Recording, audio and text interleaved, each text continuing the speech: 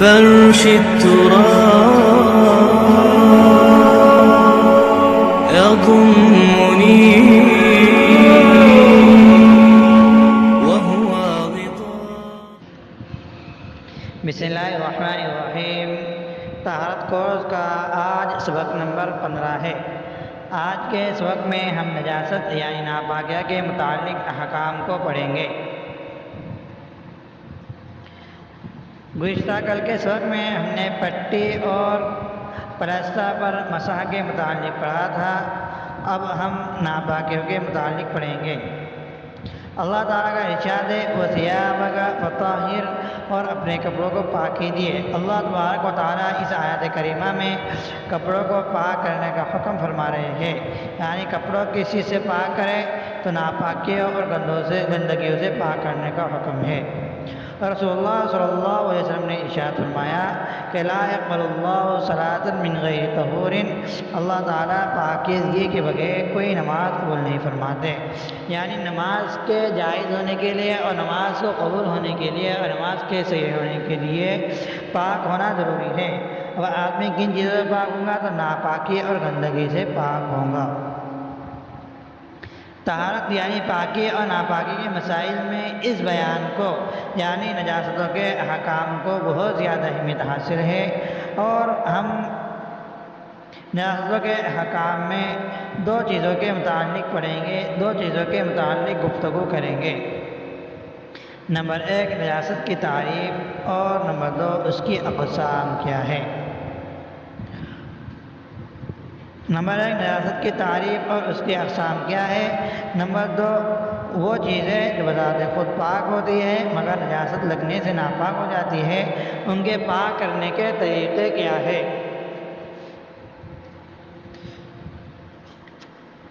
اب نجاست کی تعریف یعنی نجاست کسے کہتے ہیں، ناپاکی کسے کہتے ہیں.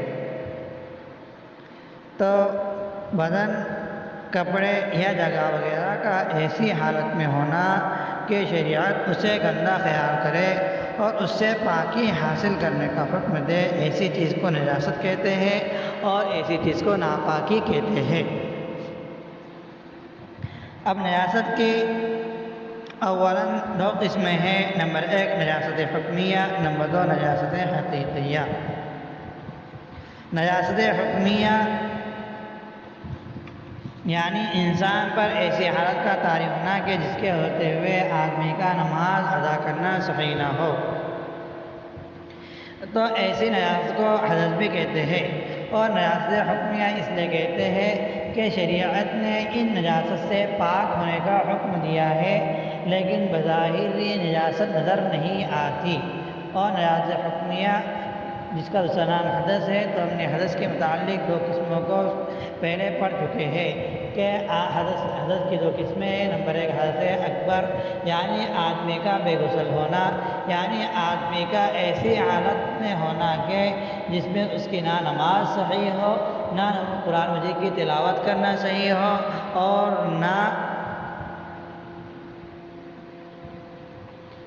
تو ایسے آدمی میں تعریف ہوتی ہے کہ جو جنوبی ہو. اور آدمی کا جنوبی ہونے کے متعلق ہم نے غسل کے احکام میں تفصیلاً پڑھا ہے. اور اسی طرح عورت کو حیض و نفاس وغیرہ کا آنا. اور نمبر 2 حدث اصغر کہ آدمی پر ایسی حالت طاری ہو کہ صرف وضو کرنا ضروری ہو، غسل کرنا ضروری نہ ہو، اور اس حالت میں آدمی کا نماز کرنا صحیح نہیں ہوتا ہے، تو اسے حدث اصغر کہتے ہیں. اور ان حدث اکبر اور اصغر کو نجاست حکمیہ کہتے ہیں، اور ان میں نجاست نظر نہیں آتی، فقط شریعت کے حکم کی بنا پر ہم نے اس کو نجاست اور ناپاکی قرار لیا ہے. اب نمبر 2 ہے نجاست حقیقیہ،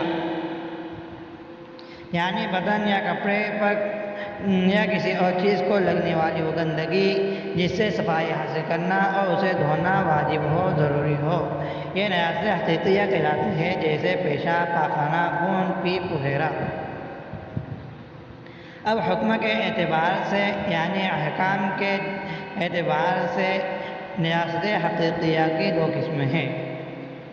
نمبر 1 نجاست غلیظہ، نمبر 2 نجاست خفیفہ.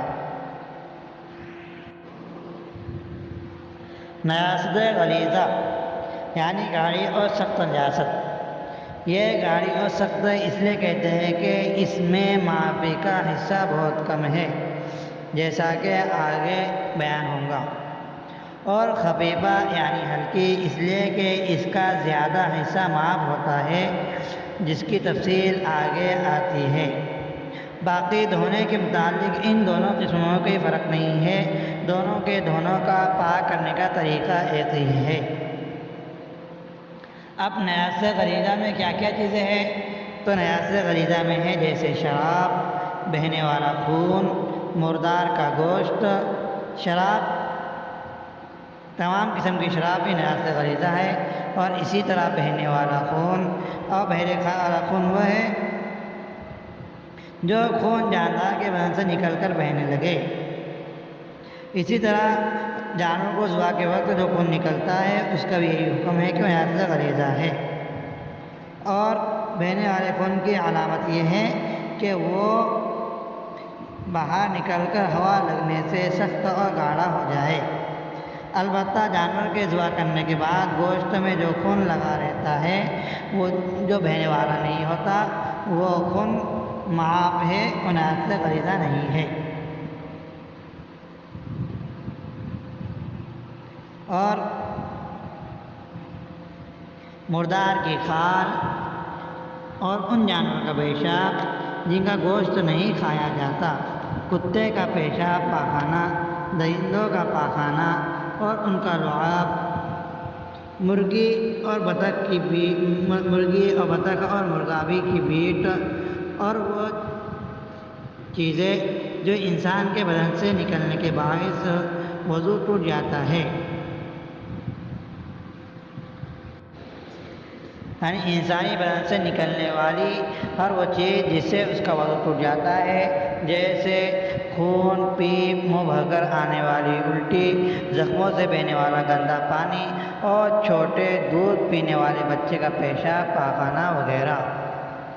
یہاں یہ بات یاد رہے کہ انسانی بدن سے نکلنے والی ان چیزوں میں سے اگر اتنی مقدار نکلے جن سے وضو ٹوٹ جاتا ہے تب تو نجاست غلیظہ ہے۔ اگر یہ چیزیں بدن پر ظاہر ہو جس سے وضو نہیں ٹوٹتا تو یہ نجاست کے حکم میں نہیں ہوں گی۔ اور پیشاب کے چھینٹے سوئی کی نوک کے برابر پڑ جائے، جب تک غور سے نہ دیکھے، دکھائی نہ دے، تو اس کا کچھ حرج نہیں ہوگا، یعنی بدن اور کپڑا ناپاک نہیں کہلائے گا، اس کا دھونا واجب نہیں ہوگا، لیکن اگر دھو لے تو بہتر ہے۔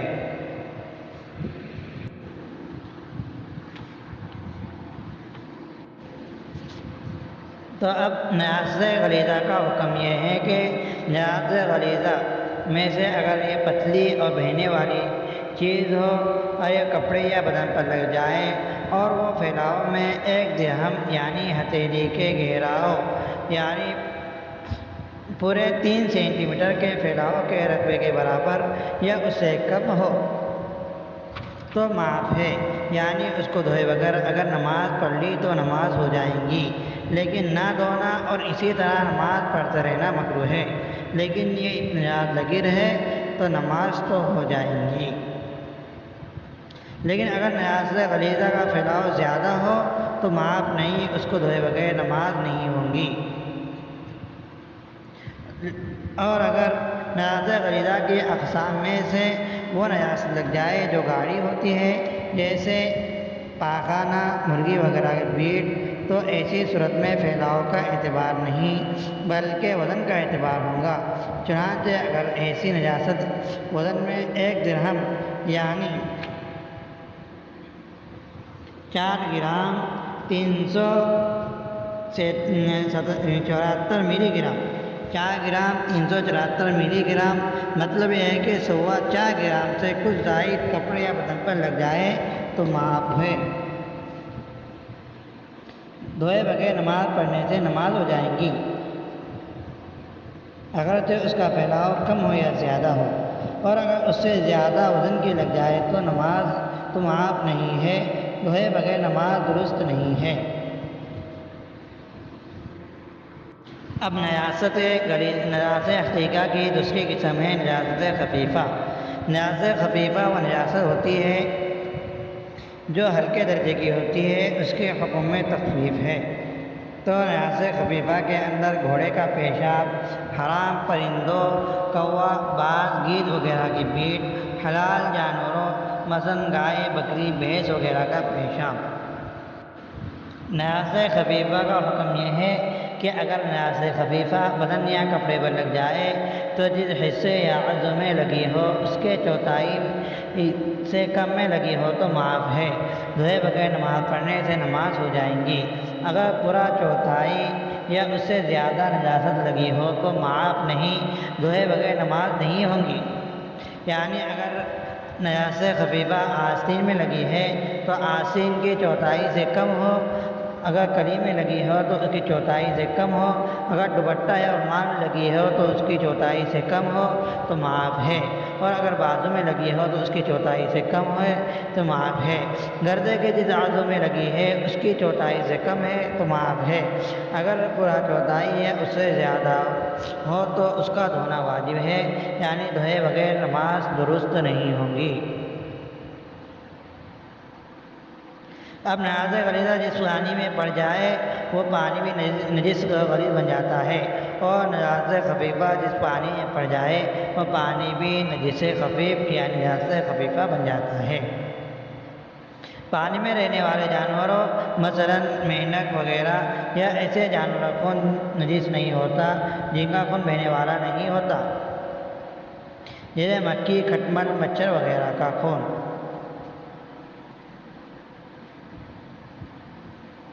اب یہ جو چیز ہے کہ نجاست غلیظہ اور خفیفہ یہ بدن اور کپڑے وغیرہ پر لگی تو جب معافی کا حکم آتا ہے جب ان میں فرق ہے، لیکن اگر یہ چیزیں پانی میں گر جائے تو جہاں سے بھی پانی میں گر جائے تو پورا پانی ناپاک کہلاتا ہے۔ اور اسی طرح اب ایک مسئلہ یہ سمجھے کہ اگر آدمی ناپاک بستر یا ناپاک مٹی پر سو جائے اور سونے والے شخص کو پسینہ یا پیر کی تری سے تر ہو جائے اور ناپاکی کا اثر بدن یا پیر میں ظاہر نہ ہو تو بدن اور پیر ناپاک نہیں ہوں گے، اور اگر بستر یا ناپاک مٹی کا اثر بدن یا پیر پر ظاہر ہو جائے تو بدن اور پیر ناپاک ہو جائیں گے۔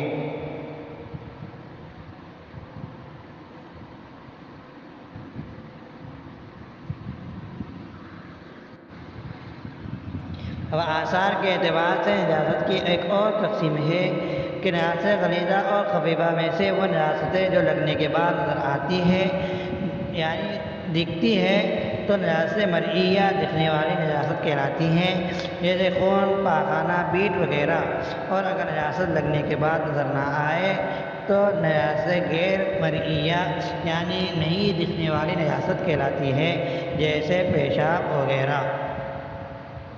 اب نجاست لگنے جو چیزیں خود تو نجس نہیں ہے لیکن نجاست لگنے سے ناپاک ہو گئی ہے، ان کے پاک کرنے کے مختلف طریقے ہیں۔ بعض چیزیں دھونے سے پاک ہوتی ہے، بعض چیزیں پوچھنے، رگڑنے یا مٹی سے مانجھ ڈالنے سے پاک ہو جاتی ہے، اسی طرح بعض چیزیں ملنے خورچنے سے پاک ہوتی ہے اور صاف ہو جاتی ہے، بعض چیزیں سوکھ جانے سے ہی پاک ہو جاتی ہے۔ ان تمام پاک کرنے کے طریقے کے متعلق کل آئندہ کے سبق میں ہم پڑھیں گے، یعنی پاک کرنے کے جو مختلف طریقے ہیں ان طریقے کے متعلق آئندہ کل کے سبق میں ہم تفصیل سے پڑھیں گے انشاءاللہ تعالی۔ آج کے سبق کا خلاصہ سمجھیں کہ نجاست کی اول دو قسمیں ہیں، نجاست حکمیہ جسے حدث کہتے ہیں، اور نجاست حقیقیہ یعنی دیکھنے والی، ظاہر میں ہونے والی، پہچان میں آنے والی نجاست۔ تو اب نجاست حقیقیہ کی دو قسمیں ہیں، نمبر ایک نجاست غلیظہ اور نمبر دو نجاست خفیفہ۔ اب نجاست یہ نجاست اور گندگی تین لوگوں سے ہوں گی، نمبر ایک انسان کی نجاست، نمبر دو حیوان کی نجاست، نمبر تین پرندوں کی نجاست۔ نمبر ایک انسان کی نجاست یعنی جو چیزیں انسان سے نکلتی ہے جیسے پیشاب، پاخانہ، خون، الٹی، منی، مزی وغیرہ۔ تو یہ چیزیں نجاست غلیظہ ہیں۔ اور حیوان کی نجاست، تو حیوان کی دو قسمیں ہوئی، ایک جن کا گوشت کھایا جاتا ہے، نمبر دو جن کا گوشت نہیں کھایا جاتا۔ نمبر ایک جن کا گوشت کھایا جاتا ہے تو ان کا پیشاب یہ نجاست خفیفہ ہے، مگر ان کا پاخانہ اور خون یہ نجاست غلیظہ ہے۔ اور نمبر دو حیوان کی قسم میں ہے جن کا گوشت نہیں کھایا جاتا، ان کا پیشاب، پاخانہ، خون یہ تینوں ناپاک ہے۔ اور پرندوں کی نجاست، تو پرندوں کی دو قسمیں ہیں، ایک کہ جو ہوا میں اچھی طرح اڑنے والے پرندے، نمبر دو وہ پرندے جو ہوا میں اچھی طرح نہیں اڑتے۔